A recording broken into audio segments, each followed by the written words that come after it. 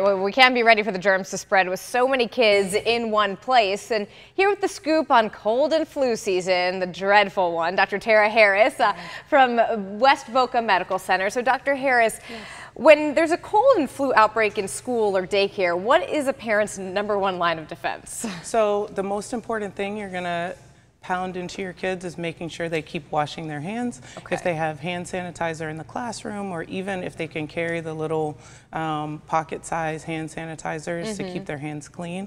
If they have a cold or flu, make sure they're keeping their noses clean and then washing their hands. Hand washing is the most important. Okay, so definitely hammering that in at home. Yes. And then especially at school, that's a good one. Yes. And it's been cold and rainy. It just seems like this time of year is when a lot of people start to come down with it. Yes. Yeah, so, the changes in the temperature can cause some stress in the body and affect your immune system. And then everyone around you has a cold and flu, so it makes it easier to catch a cold. Yeah, how often does it get transferred to the parents?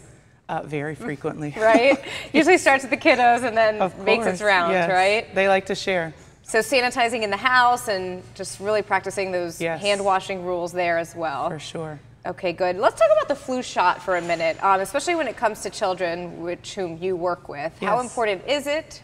We absolutely recommend the flu shot for anyone who is over 6 months of age who is able to receive the flu shot. It is definitely your first line of defense in protecting against the flu. How about the theory that some say they've gotten sick from getting the flu shot, or that it can make you catch the flu? So it's an inactivated virus, which means that it's not infectious, so it won't make you sick. Some people may feel a little bit achy after the flu shot, and that's normal because it's your immune system kind of revving up and making your defenses better against the flu virus. Okay, understood that. And how do you really help your child who's come down with the flu at home? What's the best way to just make them feel comfortable and fight it off? So if they have a fever, then you can manage it with Tylenol or Motrin. Check with your pediatrician to see what dose is best for them, making sure they stay well hydrated.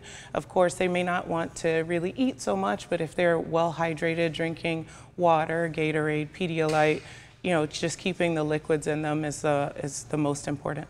When should a common cold be of concern and maybe be something more that you bring your child in to the doctor? So if they're having persistent fevers, if their cough is getting worse, you're more concerned about their hydration. If they're not drinking well, they're not urinating as frequently, or they just look really ill, you should take them to the pediatrician or your closest ER, depending on how they look. Okay, great. Thank you so much, Dr. Harris. We appreciate the advice and insight to a topic none of us really wants to enjoy or discuss, but it's so important. So we appreciate your time. Thank you.